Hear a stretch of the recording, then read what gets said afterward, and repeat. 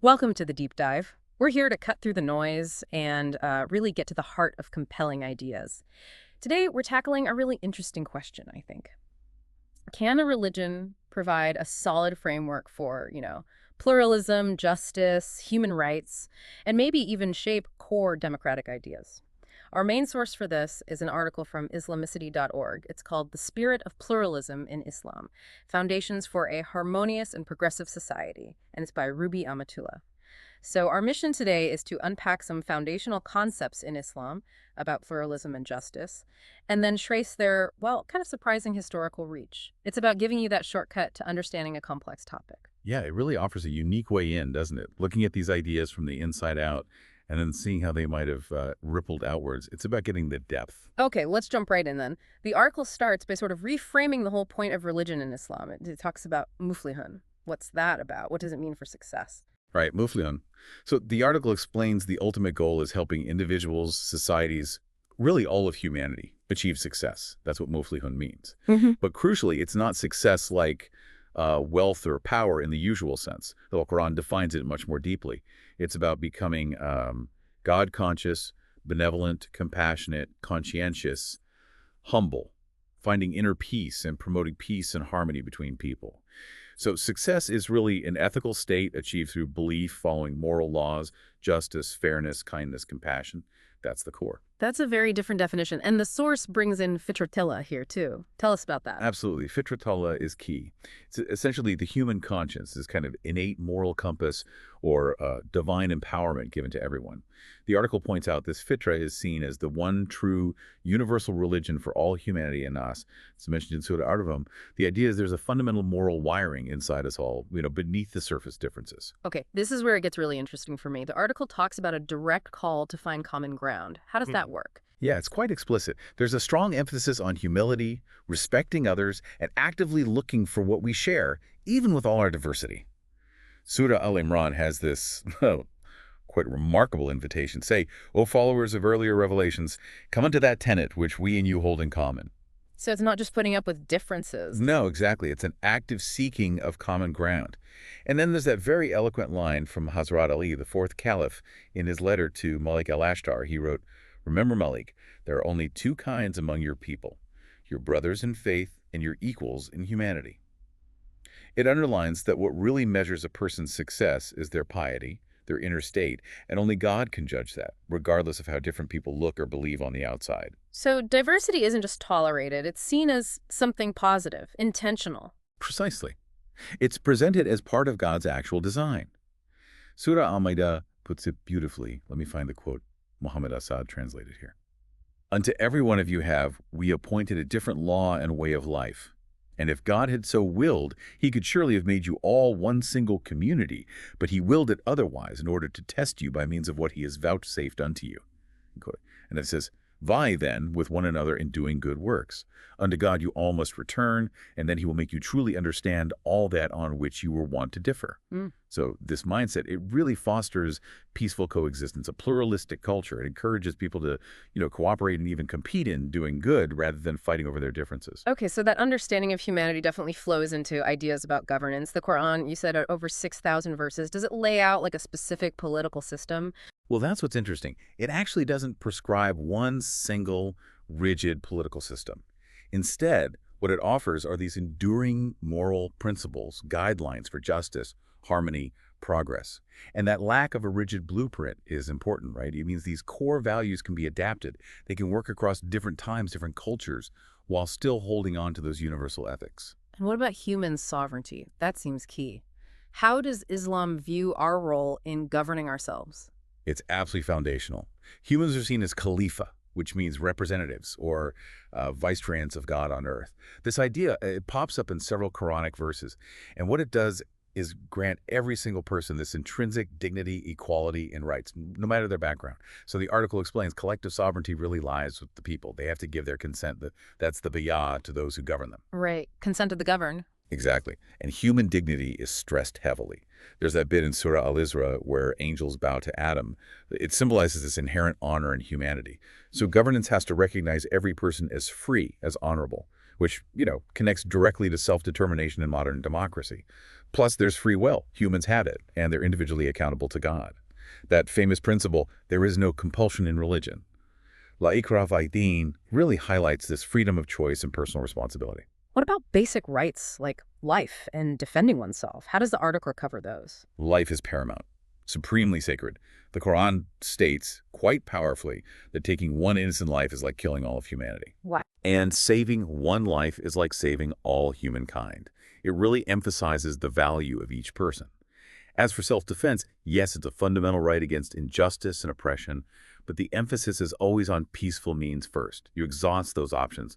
Only if that fails is armed resistance justified to protect rights, restore justice. The source points out this aligns pretty well with modern international law like the UN Charter, because the Qur'an clarifies persistent injustice and oppression. Those are seen as greater evils than fighting itself. So believers might need to wage jihad, which can mean peaceful struggle, or if necessary, armed resistance until peace and God's moral law can prevail. And beyond that, the article also mentions the right to privacy, like no spying, and the importance of upholding all rights, agreements, family ties, contracts, social bonds. It's quite comprehensive. Okay, so pulling these threads together, what does this actually look like in terms of government structure? How are decisions supposed to be made? How is justice ensured? Well, the foundation has to be consultation, shura, and collective decision-making, ijma. Surah Ashura highlights this. So modern things like parliaments, benches of judges, cabinets, they actually fit quite naturally with these Islamic concepts of broad consultation and shared responsibility. So it's not about one person ruling alone. Definitely not. And the article stresses the need for checks and balances. The Qur'an itself warns about preventing dysfunction and chaos through these mechanisms. Sound decisions also need analytical reasoning, ijtihad, and comparative analysis, qiyas. You have to apply these principles to new situations.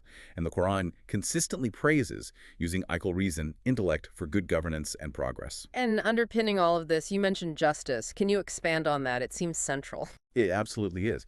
Justice, adl, or qist, is presented as the central pillar. It requires this careful balance, right, between individual freedoms and the collective rights of society. That's crucial for order, for security. And there's a strong sense of a social contract. Citizens, Muslim or not, have equal rights and equal responsibilities. This includes contributing to defense, public welfare. Historically, that might have been things like zakat and jizya, but in modern times, it translates to taxes, decided through due process, and it's reciprocal. Citizens follow the law, contribute, protect society, and the rulers. Their job is to protect people's rights, deliver the common good, and uphold social justice for everyone, without bias. That's a remarkably detailed framework, but what's really striking is how these ideas might have actually traveled, influenced others. Tell us about Islam's golden age in that light. Right, the Golden Age, roughly 8th to 13th centuries. It was an incredible period. And importantly, Muslim scholars weren't isolated. They were actively working with Christian and Jewish intellectuals. And this collaboration, it led to amazing advances. Science, philosophy, math, medicine, and yes, governance. And these advancements, they didn't just stay there. They profoundly influenced the European Enlightenment. They sparked debates about human rights, people's sovereignty, democratic rule. These were ideas challenging the old monarchies, the authoritarian systems. So a direct line. The article draws that line, yeah. It connects this flow of ideas even to the American founding leaders, the Revolution, pointing out that principles in the Declaration of Independence like equality, inalienable rights, these were articulated centuries before in the Quran. Can you give us a solid historical example, something concrete from early on? Sure. A key example is the Sahifat al-Medina, the Medina Charter. It's arguably the first written constitution, laying down rules for governance. Right. Had around 47 or 57 clauses.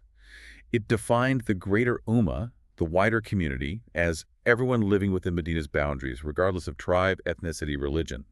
The Muslim community was a smaller ummah within that larger civic community. Okay. Now, it did have special provisions for the Muslim community's safety. You have to remember the context. They faced existential threats from Mecca, from the Quraysh who wanted to wipe them out, and internal collaborators, too. There were major wars. Right, the context is crucial. Absolutely. But importantly, once those immediate threats were dealt with, once the Muslim community was more secure, the Prophet made numerous peace treaties with non-Muslim groups, like the treaty with St. Catherine's Monastery in Sinai. It guaranteed safety for Christians under Muslim rule, no forced conversions, no travel or trade restrictions. It showed commitment to upholding rights once the crisis passed. The article also mentions clauses about extreme situations require extreme measures. And it makes this really interesting comparison to Abraham Lincoln during the U.S. Civil War. How so? Well, just like Lincoln took extraordinary steps, suspending some norms to preserve the Union and its principles during an existential threat, the Medina Charter had provisions for necessary, temporary measures to protect the community from utter destruction. The ultimate aim, in both cases according to the article, was upholding justice and peace in the long run. So this influence wasn't just abstract, it actually showed up in European and American thinking. Yes, the source suggests so. It cites modern scholars like T.V. Irving and Professor Aziza Al-Hibri who argue these Islamic models, especially the Medina Charter, significantly shaped European political philosophy and even influenced ideas behind the U.S. Constitution. Thinkers like Al-Farabi, way back in the 9th, 10th centuries, laid groundwork in political philosophy ruling through reason, virtue, justice, ideas rooted in the Qur'an. His work, along with Ibn Rushd, Ibn Khaldun, their ideas on governance, social contract, history, they had a huge impact. And how did these ideas travel? Mostly through places like Al-Andalus Muslim Spain, and also through interactions during the Crusades. These became conduits for knowledge transfer. Later on, you have figures like Thomas Carlyle, Goethe, David Margoliouth becoming familiar with Quranic ideas, recognizing their depth and practicality. And then there's that fascinating detail about Thomas Jefferson owning a Qur'an, his personal copy. Right, I've heard that. And Keith Ellison, the first Muslim congressman, he used Jefferson's actual Qur'an for his swearing-in ceremony. Kind of brings it full circle, doesn't it? It really does. And just to round it off, the article quotes George Bernard Shaw, who famously praised Islam's relevance. He said something like, "If Muhammad were alive today, he would succeed in solving all the problems that threaten to destroy human civilization." He saw Islam as uniquely practicable in an ever-changing world. So to sum up, I think this deep dive really shows Islam, as presented in the source, envisions a society that's deeply pluralistic, just, and compassionate. It's all grounded in respect for human dignity, freedom, and this idea of collective responsibility, principles that arguably still resonate strongly today. Absolutely. So what does this mean for you listening? We've uncovered not just the internal principles of a major world religion regarding pluralism and justice, but also explored its, frankly, surprising influence on global political thought, on the very bedrock ideas of human rights in modern democracies. Here's something to think about. What stands out to you about how these ancient principles, articulated centuries ago, might offer valuable insights for us today, for navigating our own complex, diverse world, and maybe for building societies that truly value both individual freedom and our collective well-being?